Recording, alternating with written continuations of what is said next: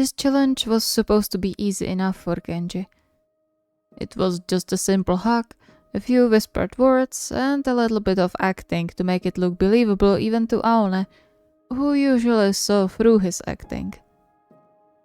But the more he thought about it, huddled in the warm covers while having even warmer form snuggling to his back, he couldn't help but have doubts about the whole thing. Turning in the embrace Aone engulfed him in, he dared to enjoy the calm atmosphere settled in the room for a moment.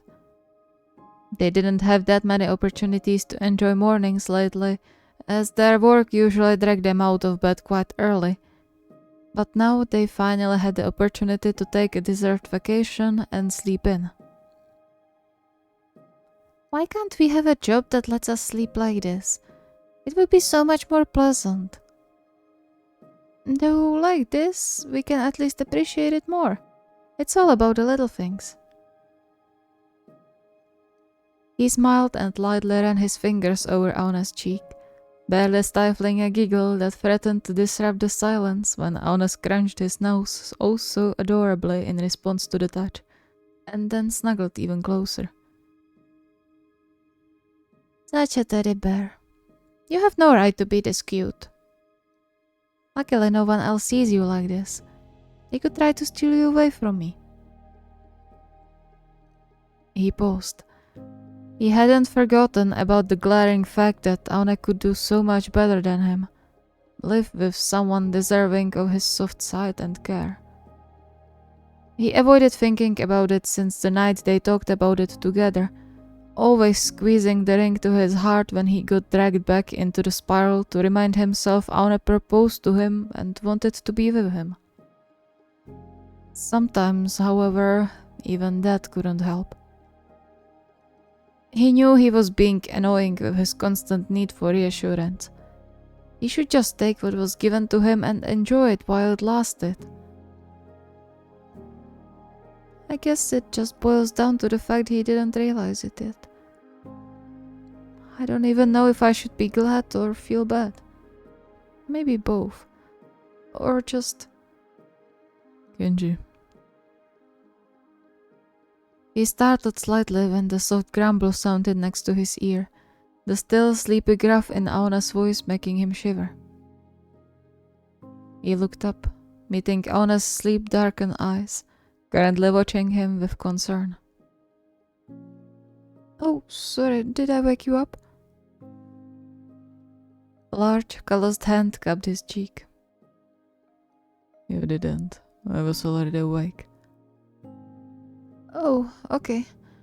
Why didn't you let me know? Aone furrowed his brow and pulled away a bit, caressing Kenji's cheek with his thumb and sending weak jolts through Kenji's skin. You are overthinking again. It wasn't even a question anymore. Kenji sighed and looked away, knowing he had no chance of talking himself out of this one.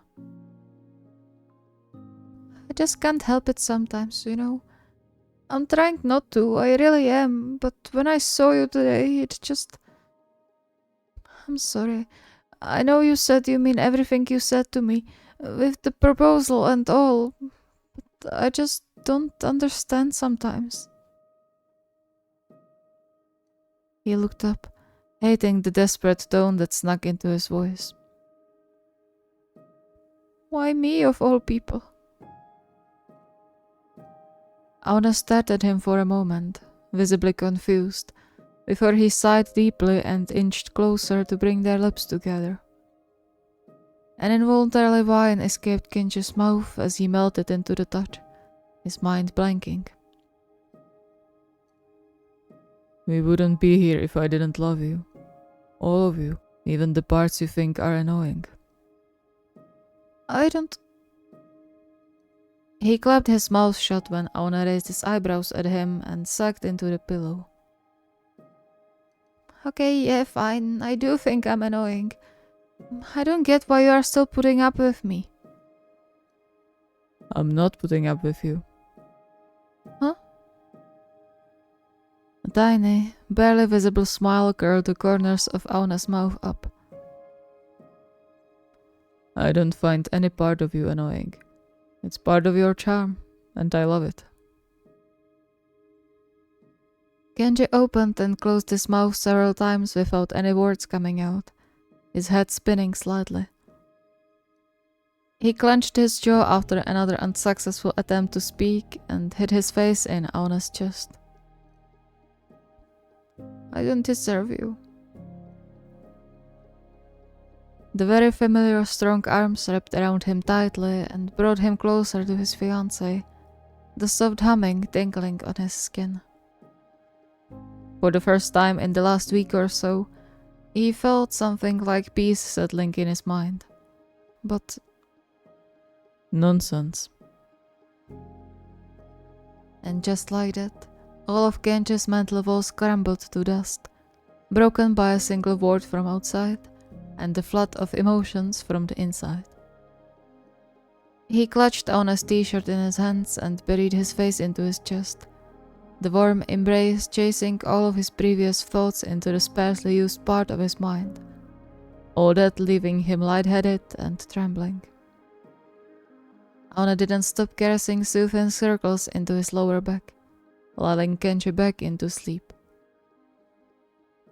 He wasn't sure how long they lay together like that when he got startled awake by movement.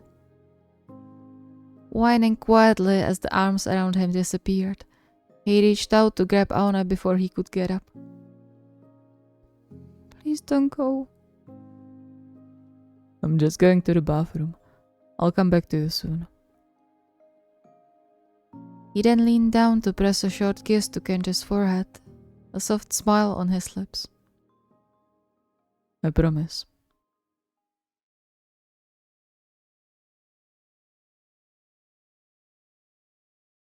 Are you sure you'll be alright?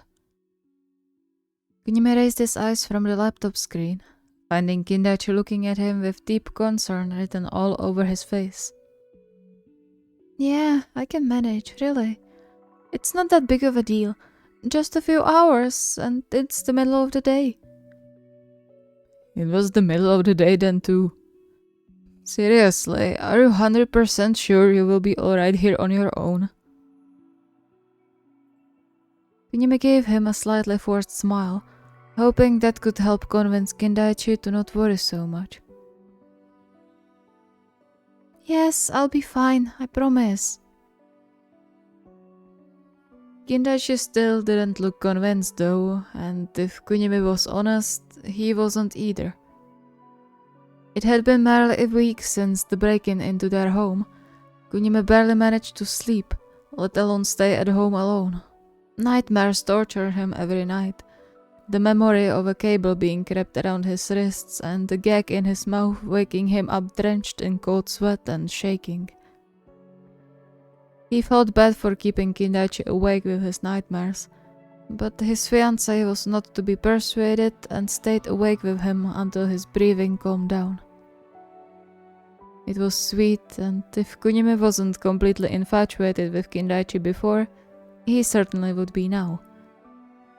But even that little source of comfort was about to walk away from him today, even if only for a few hours the match was going to take.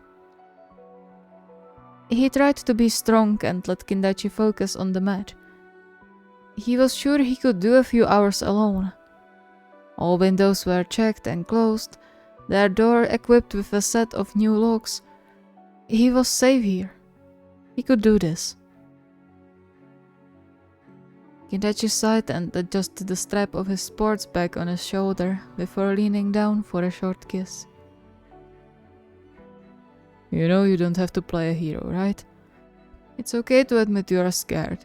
You have a damn good reason to be. Smiling for real this time, Kunimi caressed his cheek, his heart melting. I know. I am scared a bit, but if I don't try to push myself, I'll be scared all the time. I don't want that. Still, it's just a few days since it happened. Maybe I could... Don't finish that.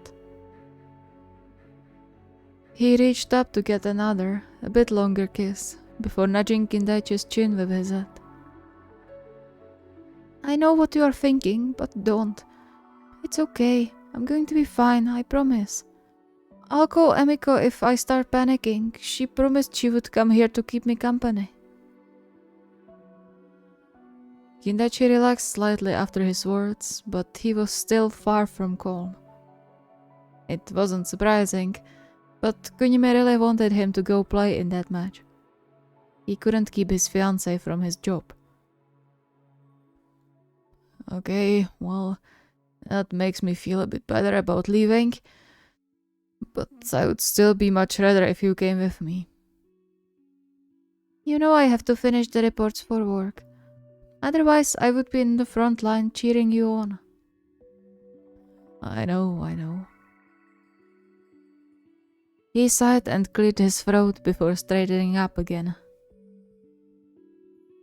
Okay, I'll get going then. But don't hesitate to call me if something happens, alright?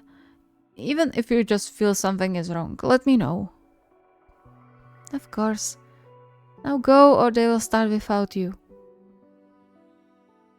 Kindachi gave him one last uncertain look, but then finally moved to the door after Kunimi waved him off. The sound of the door closing echoed through the now silent house. Kunimi bit his lip, the silence making him more aware of all the sounds coming in from the outside. He clenched his hands in his lap and took a few deep breaths to settle his nerves. It's fine, everything is fine, nothing to worry about. The door is locked, the windows are locked, nothing will happen. It's fine, it's fine. But of course, saying that was easier than acting according to his thoughts. A sudden strike of uneasy feeling wrapped around his chest, squeezing air out of his lungs and forcing his heart to speed up. Nothing was guaranteed after all. Nowhere was completely safe. He couldn't know if there weren't others just waiting until he was alone again to strike, to finish what the two men started. He squeezed his eyes shut to try to stop the growing panic threatening to break him down like the numerous times before. He couldn't let that happen. He couldn't let it control him or his life, and least of all Kindachi's life. That wouldn't be fair. His eyes darted across the room, trying to find something to focus on, when his gaze fell on the bento box on the table. The same one he prepared every time Kindachi had a match. Damn it!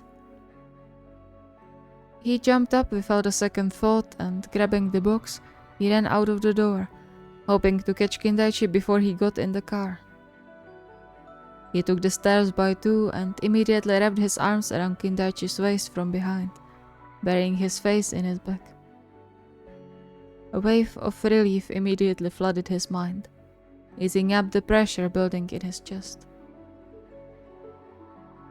Don't go yet. Okay? Are you okay? Something happened, right? What's going on? No, wait, it's not... Nothing happened. Hesitantly pulling back a bit, he handed him the bento. You forgot your lunch. Oh, thank you.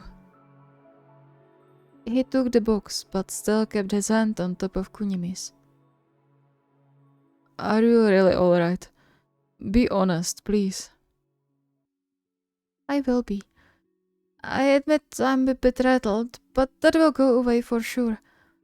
I'll tell you if I'm not well, I promise. He looked up and smiled, nuzzling into the crook of Kindachi's neck to soak in some last-minute peace of mind Kindachi's presence brought. Don't worry about me. I'll be fine. As long as you come back to me, I'm fine. Of course I'll come back to you. He pressed a short kiss to the crown of Kunimi's head and squeezed his hand before returning the embrace. Then I'm fine. Do your best in the match and win, will you?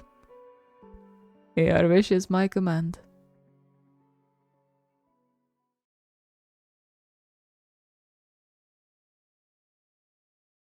Mornings like this always made Kogane all fluttery inside. If anyone asked him what his favorite part of the day was, he wouldn't hesitate for a single second. Because no matter what the weather was behind the windows, as an early riser, he was always greeted by the cutest sight in the world in the form of his beloved sleeping face. He would be the first one to admit the time they slept away from each other after their argument were the loneliest nights he slept through, followed by even lonelier mornings. He loved seeing Goshiki's features relaxed by sleep, with no signs of the worries that sometimes settled on his brow, and the time apart made him appreciate it even more. But now it was all behind them. They were fine. Everything was good again. He pressed a feather-light kiss to Goshiki's forehead, smiling softly when Goshiki mumbled something incoherent and snuggled closer to the pillow he somehow managed to hug during the night. So cute. You don't even know how adorable you are.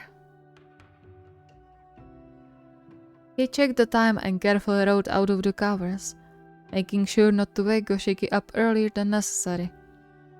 Which was never that day, since they could finally enjoy a free day together without anything disturbing their alone time. He couldn't help but smile even wider when Goshiki whined quietly, his hand tapping around like he was looking for something. Cute. Leaning down for one more kiss to Goshiki's temple, he tucked him under the covers and quietly left the room.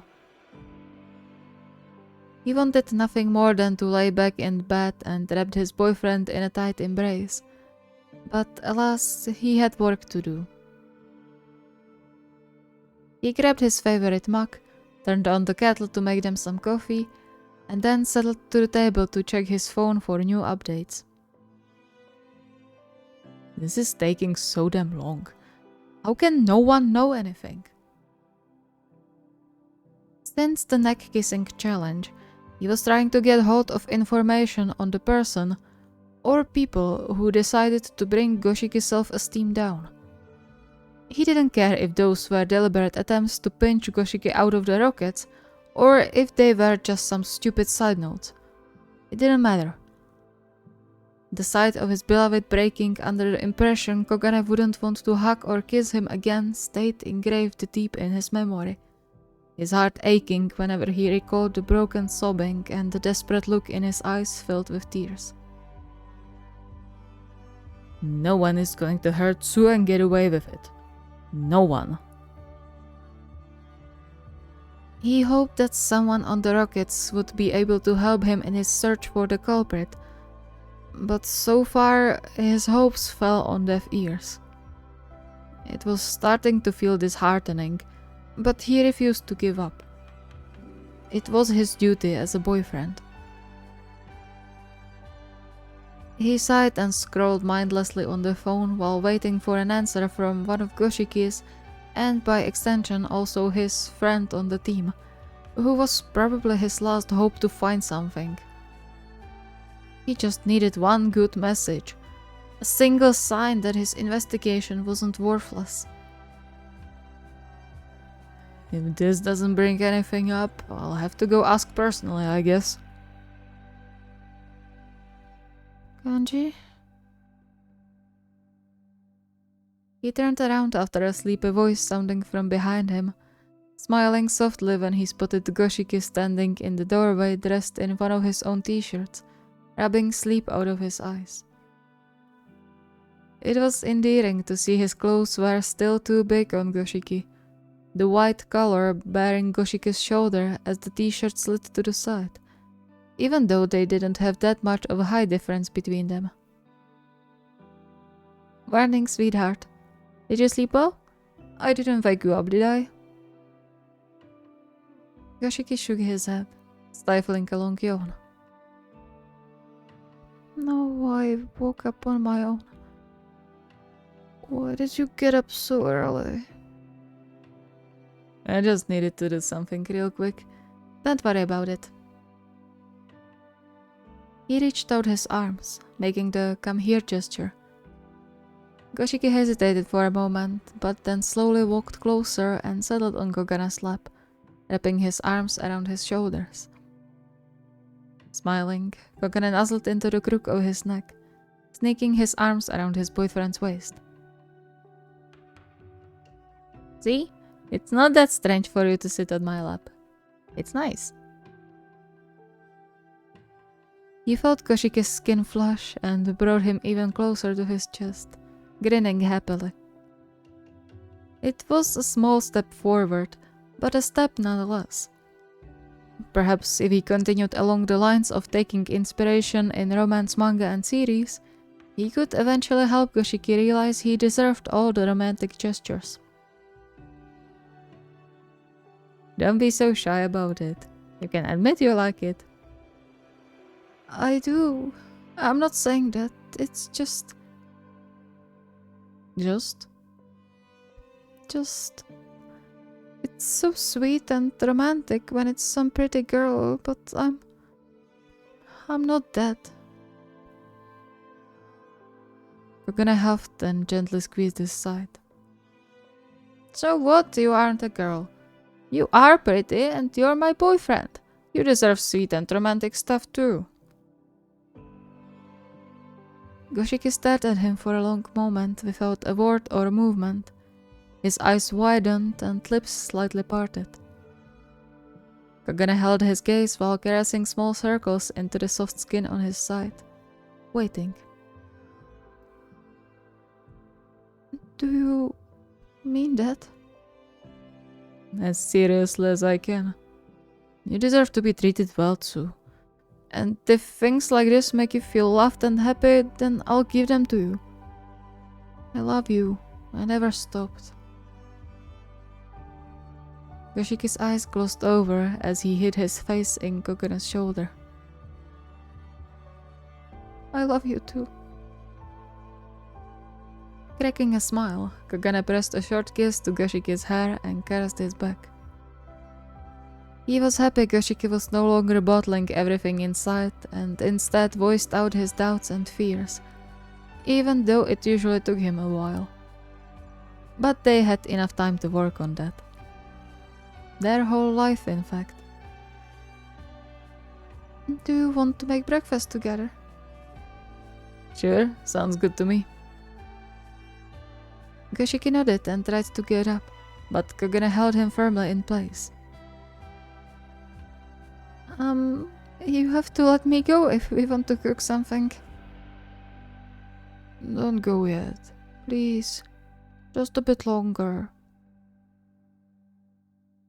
Goshiki paused, but then relaxed and snuggled closer like a big cat, and Kogane's heart melted. Alright. They stayed like that for a long while. Kogane ran his fingers through the silky black hair, silently promising to make everything better again. He glanced at his phone when a new message came through and smiled contently, the text displayed on the screen telling him he finally struck gold in his investigation. He then turned his attention back to Goshiki, already planning out his next move. Because what kind of boyfriend would he be if he let someone bring his beloved down?